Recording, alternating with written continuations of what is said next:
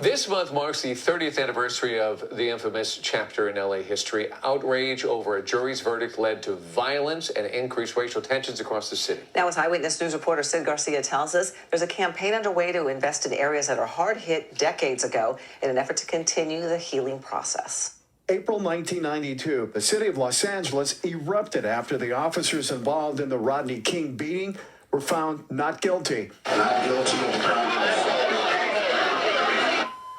After days of looting and destruction, more than 2,000 businesses were destroyed. The riots caused more than $1 billion in damage, and more than 60 people lost their lives in the rioting. At Los Angeles City Hall today, civic and political leaders gathered to announce a month-long commemoration leading to April 29th, the day the deadly and destructive riot started 30 years ago.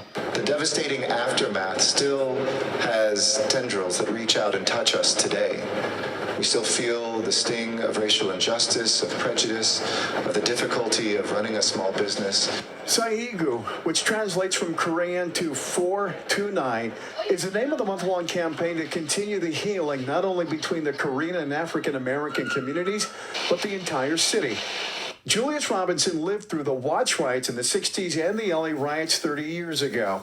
A banker by trade, he says one of the best ways to heal is through economic investment in areas like the flashpoint of the LA riots, Florence and Normandy. If we're able to build the economy and everybody can participate in the wealth dream of America, then I think we're really at a point where we can start bridging some gaps. In the space, I believe, between Korean store owner, Asian store owner, and Black customers, I think that is a place that still needs to be resolved. The civic leaders I had to talk to after that press conference said the way we really start healing, the way we really start to just get along, it starts with respect